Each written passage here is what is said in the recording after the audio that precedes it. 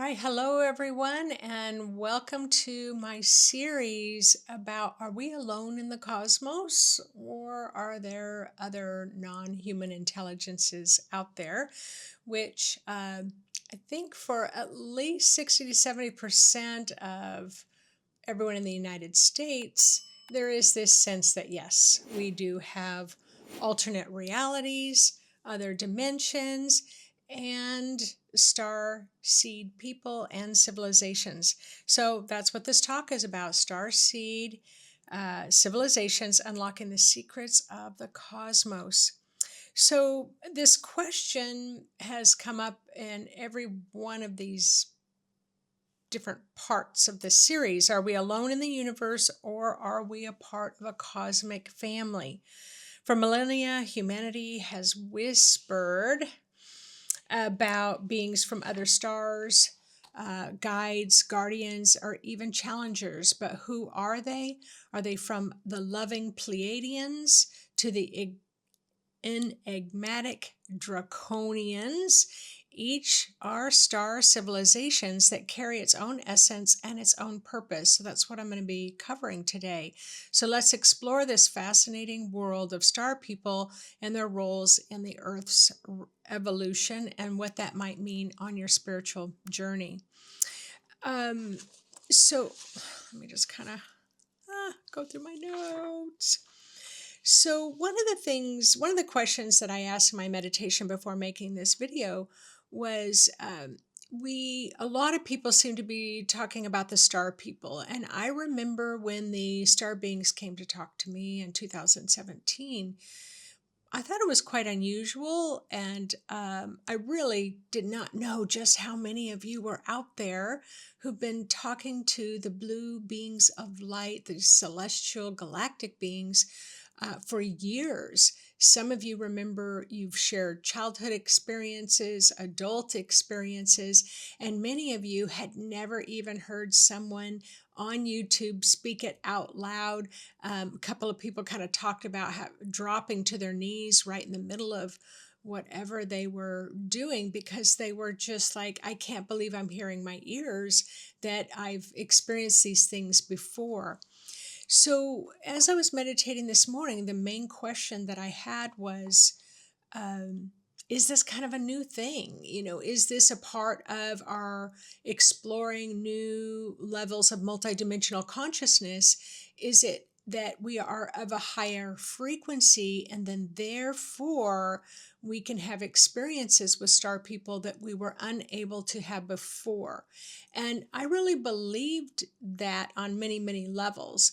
Well, in my conversation this morning with those higher level beings, they said, "Oh no, we've always been here. Yes, it is easier to connect with us when the frequency goes up, but you have always, you meaning you and me and humanity, has always known us as like guides, guardians, healing guides, wisdom guides."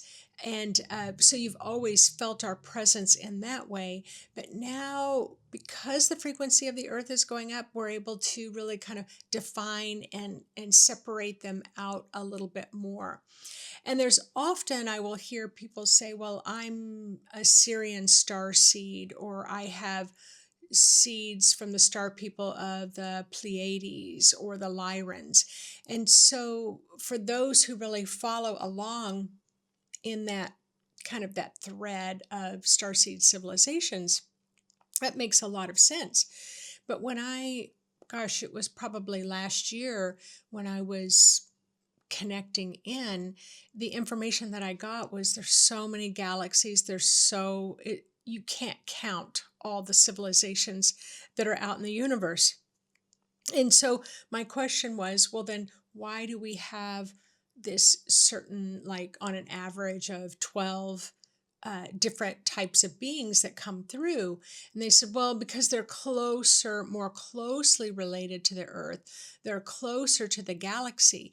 But there's definitely other galaxies that are much further out there that also have their own starseed civilizations that we may not ever interact with. So one of those happens to be the diamond. I kind of call them the diamond they're described as the diamond people, but they shared with me that they are called Ama, which is very similar to the toning of Om or Om in the Tibetan Buddhist tradition, and that sound Om or Om, however you want to say it, is a universal sound. And they started coming through in the last couple of years. And for some of you, you feel very strongly connected to them.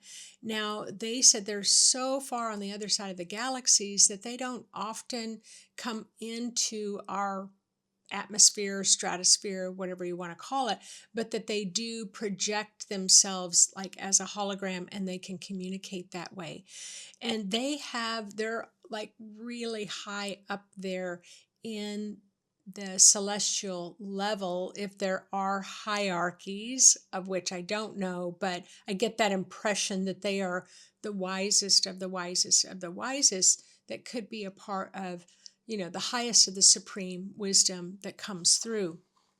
But for us here on Earth, there can be many of these beings that I'm going to talk about today or share with you. Just a little, I'll call it like a little appetizer. You're welcome to do more of a deep dive. Their benevolence and their such high levels of consciousness are just as valued and important for our spiritual evolutionary process. So I would like to begin talking about first the Pleiadians, because there's a lot of you that can feel a very close kinship to the Pleiadians. Or you can remember, you've got the memories from the Pleiades, which is a star system. And I think there's 7 stars. But let me go ahead and describe first their appearance. So you may have seen them. The difference is,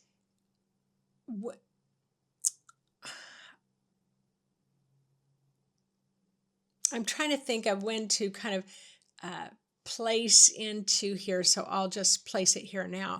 One of the other questions that I had was, whenever I see them, it's not like I can touch them. It's not like they have this body where we can hold hands or we can hug in that way. It's much more of an ethereal way. And so I assume that they are not here on Earth as human beings. And so I asked about all of these different civilizations. Can they come into the 3D realm, or must they always communicate to us from those high dimensional realms?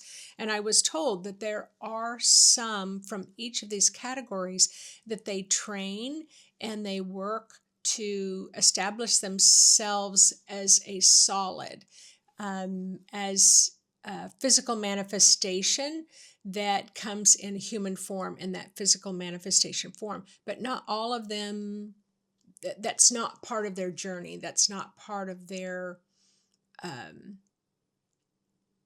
pathway, to just like some of you are well grounded, and some of you may say, oh, I'm always floating out in the ether somewhere. So they're saying that each of these groups can be very similar. So some of them, their path is to be show up in human form, boots on the ground, and others are guided in different roles. Just like in humans, you've got the butcher, the baker, the candlestick maker, but you're all human, but you just have different roles in life. So let's go ahead and jump into the Pleiadians. So their appearance is often tall and slender. They can have very human-like Nordic features. They typically can show up in that ethereal realm as very Nordic, that fair skin, blonde hair, green or blue eyes. And so you can still be a part of the Pleiadian star civilization and have brown eyes and brown hair. It's just that it's going to come through in one of your ancestral genetic lines. So you're still going to be influenced by other lines of brown hair, brown eyes. But that does not mean that you don't have Pleiadian characteristics. So the personality traits of Pleiadians are very radiant, warm, nurturing, compassionate, very strongly focused on love, healing, and spiritual evolution. They are excellent communicators. They can be excellent artists and teachers. As far as consciousness goes, they're very much one of those at the top, highly benevolent, highly considered Earth's spiritual big siblings. They aim to guide humanity into higher states of awareness and self-love. That's a big thing that I've known about the Pleiadians, is that when you've got that contact, you've come on Earth, it's here because you're learning how to love yourself. So we could all benefit from that exposure, right? And the Sirians are the ones that I strongly connect to. I've definitely had other beings come through. I'll talk about like the Avians have been coming through pretty strongly the last 6 months. But Sirians are like aquatic beings resembling merfolk, while others are humanoid with serene, otherworldly glow. I see them as a blue glow, often described with very deep, very expressive eyes with luminous skin. Their personality traits are very wise, grounded, very highly intelligent, and they value intelligence. Technological pioneers, they are protectors of the Earth's ancient knowledge. They are linked to dolphins and whales as the keepers of the frequency of that high level knowledge. The Sirians are also very benevolent, very protective. They focus on technology and consciousness integration. They play a role in the Earth's early civilizations, especially Egypt and Atlantis. And one of the things that the Sirians have talked to me a lot about is artificial intelligence. So there's a lot of pros and cons to artificial intelligence. When I talk to the Sirians, I don't know that they're pro artificial intelligence, but they do say don't be afraid of it, but yes, it needs to be managed in a healthy way, and they do help on that side of consciousness. The Arcturians, now this is another big group that tends to come through pretty strongly for a lot of people. They are typically depicted shorter with their slender beings, large heads, deep blue or violet skin. They have almond-shaped eyes, and they have a very calm wisdom about them. And here's the thing, often people will associate blue with one type of starseed, but they often tell me that many of them love to work with that particular color blue.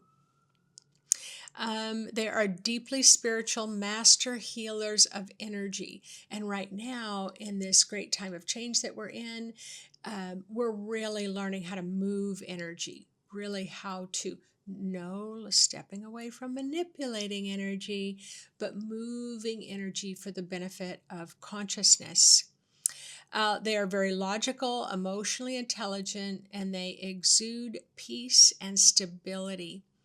One of the most advanced civilizations in terms of frequency are the Arcturians. They are deeply benevolent. They focus on humanity to help humanity ascend to higher dimensions. So we have a lot of star civilizations that are very supportive and very helpful.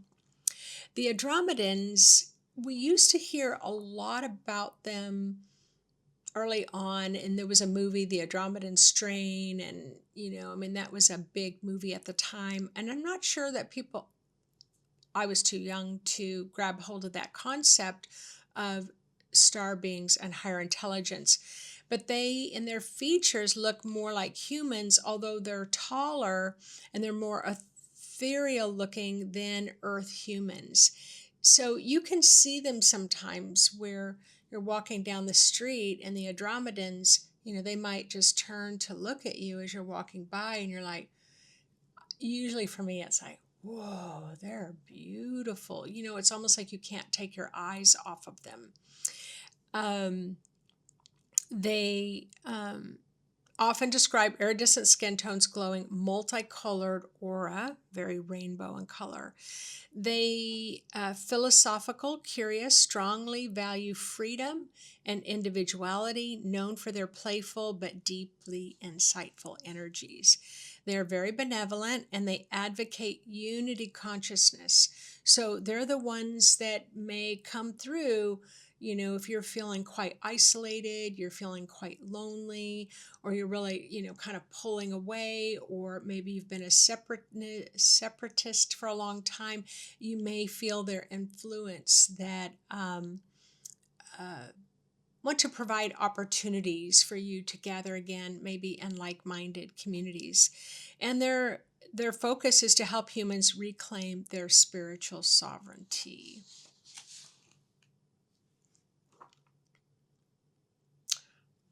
The Orions. So the Orions, they are a diverse group of star civilization people. Their light is aligned with Oronians, may look very humanoid. They have a vibrant energy, while shadow aspects are darker in in appearance. So Oronians, they have been in battle for centuries, and they've been in battle a lot with the reptilians, and they've had to learn how to, if I say the games people play, it's like if you're of this mind, turn the other cheek, turn the other cheek, turn the other cheek, turn the other cheek, and you're getting exhausted, and finally you just punch the person's lights out. It's kind of like that with the Aronians, because it's like, okay, we're fighting fair, we're fighting fair, we're fighting fair. We want to discuss things, we want to mediate things, we want to, and then you've got like the reptilian beings, and not all reptilian beings are bad, but you may be working with civilization that is taking advantage of your kindness. So Aronians, there are some that have tried to maintain the tradition of that high level benevolence, but because they've been battling so long, that they may take on characteristics that may seem malevolent, but it's like taking on that malevolence to battle dark forces. We'll put it that way. They are described as tall, luminous. They have an air of authority, and they've had to do that. So have any of you as humans started off being very kind and very caring, but because of life circumstances, you've had to really stand your ground and hold strong boundaries? Even to the nicest people, it's like, I've had to hold these strong boundaries now so I don't lose myself, that I forgot what it's like to be kind again. So that's very much the Aronians. So they embody duality, ranging from highly evolved beings to more entangled in power and control dynamics. Light-aligned Aronians often focus on teaching, balance, and transcendence. So they could have a mix of benevolent and malevolent groups, known for their influence in understanding polarity, or dichotomies, that you have to work with to achieve transformation. All right. This next one is one of my favorites. Although I don't work with them much, I don't think that I have star seeds connected to them, but to me they have a high cool factor. So this is the Lyrans, and they are depicted as humanoid with feline or lion type features. They're very athletic. They tend to be very golden or have tan skin. They have incredible striking eyes like a cat can. They're bold, they're courageous, highly creative. The Lyrans are the natural leaders. They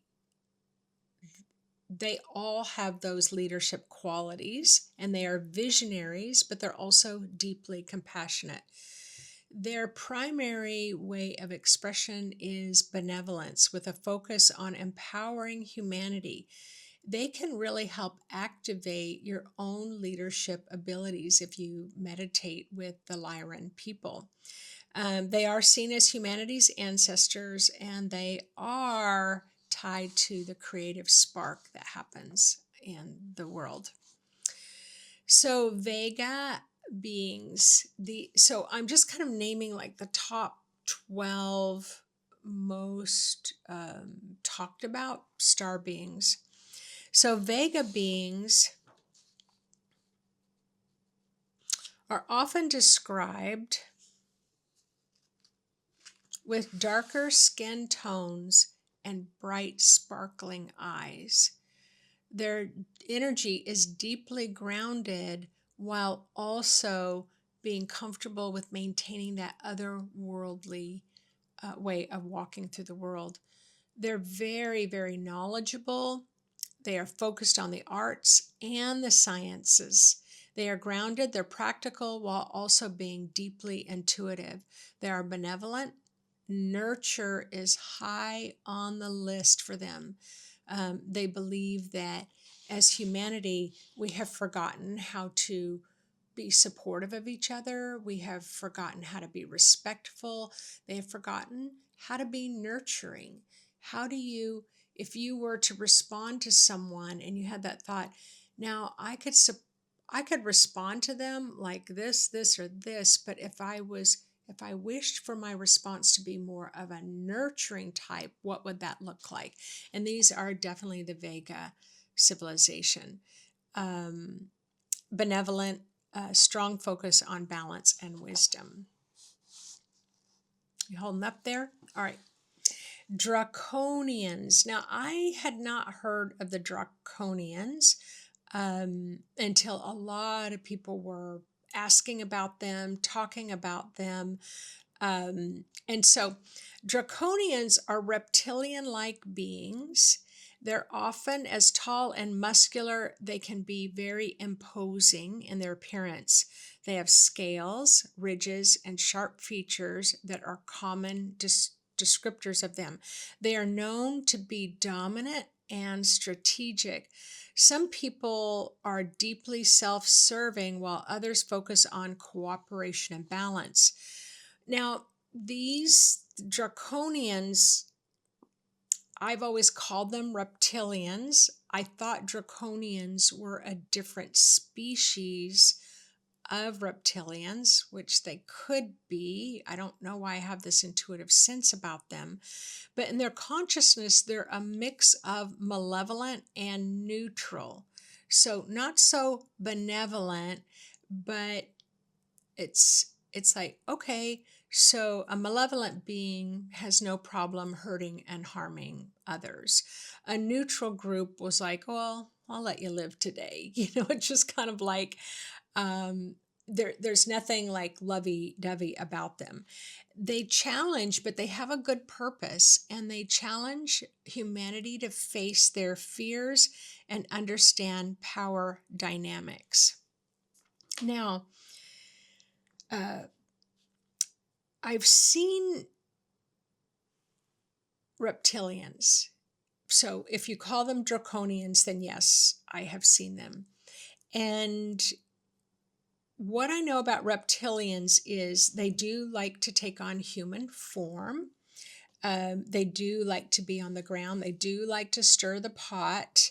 They do like to make us feel uncomfortable and scared. And they do not lose their form. So if I'm seeing a human walk down the street, so let's say I've seen this 3 times in my area, and they're walking by, and I'll look, and like in the other star beings where I say, whoa, their eyes, it's just like, oh my gosh, they're so beautiful.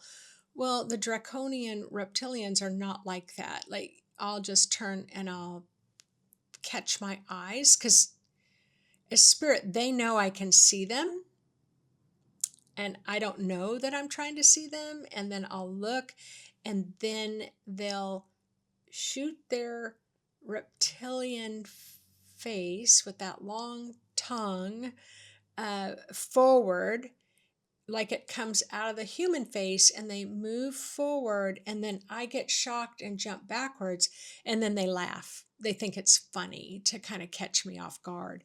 And so, but they just keep going. They're neutral. They can't be bothered. I have seen many of them in our politics, in power positions, in people that have a lot of money, in the banking system. You can see them in the school system. You can see them many times in leader type positions. And I won't say, how I saw them in any of these power positions. But what I will say is it shocked me when I learned that they've been manipulating through power positions in our history since the beginning of time. And so I'm not quite sure what to do about that, what we're going to do about that, how it will evolve. But if you come back to that perspective that we're learning how to get stronger, we're learning how to be more resilient, and we're learning how to stand up to power players that are playing with power in a way that's destructive and manipulative, then they're going to be doing their job. So I'll leave it at that. Now, these I just heard recently, which is interesting. So I've always called them the Greys. I have seen the Greys on multiple occasions, not around me, but around other people who work with the Greys. So they're called the Zeta Reticulins. Zeta Reticulins. And I mentioned this in another video about the cosmology, their star system that they come from. And so it's very interesting about the Greys, because it isn't like when I have witnessed them that I feel like a lot of love and a lot of benevolence, but they are small. They can be even like no more than 2.5 or 3 feet tall, slender bodies, large heads, almond-shaped eyes.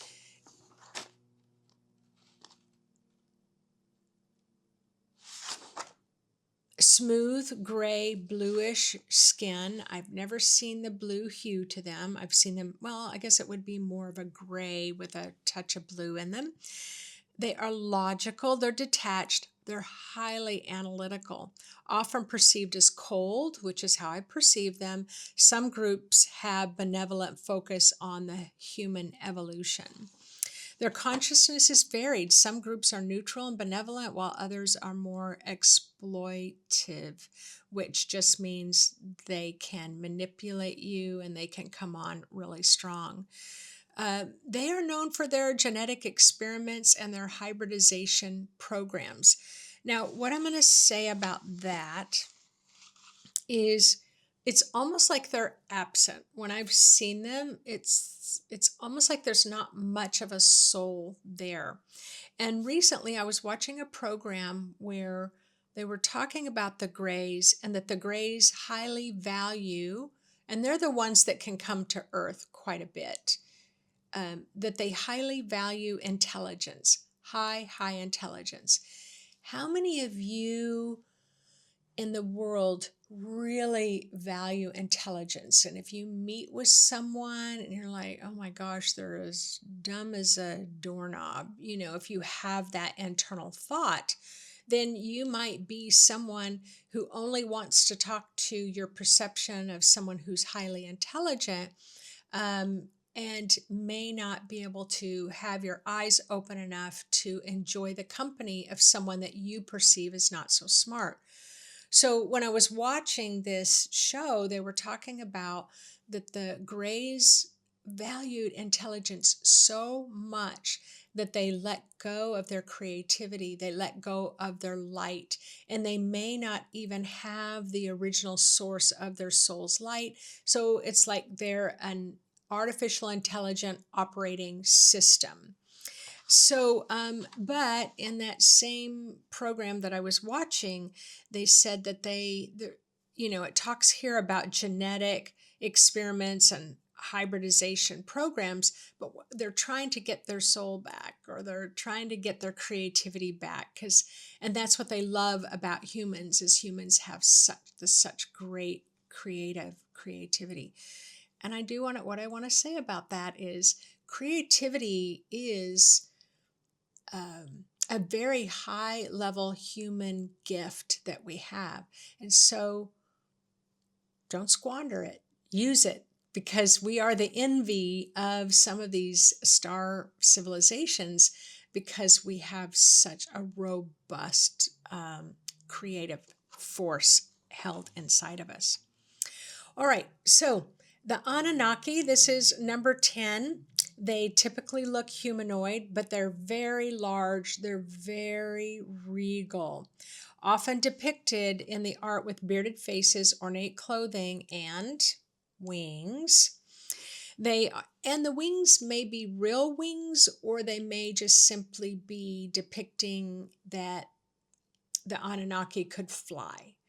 So they're often depicted, I've already said that, bearded faces, ornate clothing. Their personalities are ambitious. Now, this is the thing about Sumerians that I know. I have seen Sumerians. For a long time, the Sumerians, the Anunnaki, I really thought that they were all that in a box of chocolate. So I don't want to dampen your excitement if you really, really love them and have a lot of information. But then I realized, oh, they have an agenda, and their agenda may be more self-serving. So you do learn a lot about them. We have humans, right? You might have a sister or a brother that has an agenda of self-importance, self-serving, that they end up getting the outcome that they wanted, regardless of if it's going to disappoint you. So I would say that's a great way to describe them. But they're very ambitious, they're very intelligent, they do focus on genetic experimentation. This really surprised me, but they were really trying to make strong humans. The story suggests a mix of guidance and exploitation in their interactions with humans. They have a dual nature, here, that's right, my notes, both benevolent and self-serving. So, just like humans can be benevolent and self-serving.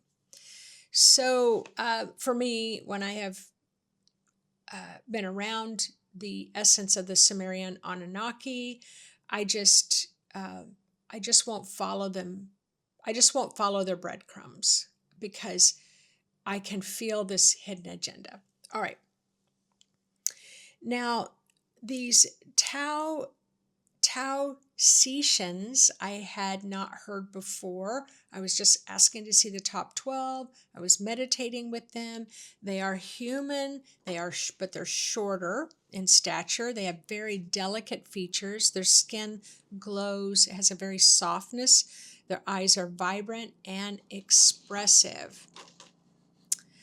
Peaceful, harmonious is how you can see them, and they have a deep focus on diplomacy, meaning that they really want to work with groups. They want to teach us how to work in a harmonious way within a group format, and they are very close to diplomacy to bring all the different star communities together. So they would be the ones that might be the Galactic Federation. They play a big role in that, to always be mediating, to make sure that we remember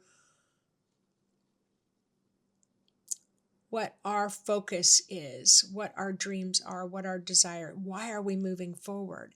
And it's right now in humanity, we're very divided right now. We will not always be divided, but they may come in and play that role of diplomacy to help bring us together again. They're highly benevolent, highly cooperative, and they are known for their steady, calming influence. So here's number 12. Number 12 are the avians, the blue avians. Now, I began to see the blue avians coming in pretty strongly about 3 months ago. And if I were to use my clairvoyant sight to look around the neighborhood, I'd see easily several hundred of them. If I were to use my remote viewing abilities, I would say that they're in at least 60% of the world right now. They are very bird-like in their features. They're tall, they're slender. Their feathers are in shades of blue. They are often come through very bright, expressive eyes and have a very graceful presence.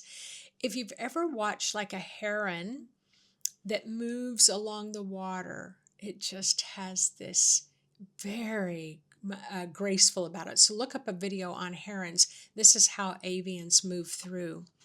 They're very highly spiritual. They focus on higher wisdom and ascension. They're gentle, they're patient, deeply connected to the universal truth. And this blue is all about revealing universal truth and dissolving illusion. They are extremely benevolent. So they are high up there, like with the Diamond Alma group. They act as protectors and guides for humanity. So again, I began to see them come through about 3 months ago, showing a very strong force, 60% in the world, and which, yeah, we do need that protection. We've got some wars, we've got some negotiations going on, we have governments in the world that just get all giddy to be able to do power play and be able to have that power. And so maybe that's why they're here, you know. But I did want to go back to, before I finish up, I wasn't quite sure I could get through all 12, but I did. So thanks for hanging in there. Because, sorry. The question was that I asked, because I said, I know that there's, when I was meditating, it's like, I know there's 12, but they said, but the guidance that came through when I was talking to the Sirians, the blue beings of light, they said, yes, there are, these are the closest to our galaxy, and but there's an average of 30 to 50 that are still around. And so I asked them, they're much lesser known. And so I did a little deep dive research, and this is what came up, are the Hades. It's a star system. Intergalactic diplomacy is their thing. The Apunians, they are from the Andes in South America. They blend the earth wisdom with cosmic teachings. Ophiuchus is a constellation, so the Ophiuchians are connected to healing and transmuting, to help with the health and teach us about the frequencies of resolving health issues with frequencies. The Antares constellation, the Antarians, often described as warrior-type scholars with advanced knowledge of space and time. Of course, we know the Centaurs. That's a really ancient story of the Centaurians, frequently described as highly advanced, interested in Earth's ecological balance, well needed right now. The Deneb constellation in the Cygnus constellation is believed to be very artistic. Yeah. And so those are listed as the common names and lesser names. So being curious, because remember, as a nurse, we're going to do anything that's going to expand neuroplasticity. Rather than this tight, rigid concrete wall, neuroplasticity is where your nerves can expand, your nerves can communicate with each other, can send knowledge and wisdom to each other. So again, it's like, I don't have to believe in star seeds. I don't have to believe in civilizations, but I am willing to listen and see what's coming up for me around this. Does it fit for my belief system, or it doesn't fit for my belief system? And then you can just let it go. So thanks for tuning in this part 5 of the series. And so, yep, we'll just keep talking about all kinds of things that are part of our cosmology and our ability to expand beyond what we thought was possible before. All right, everyone, take care.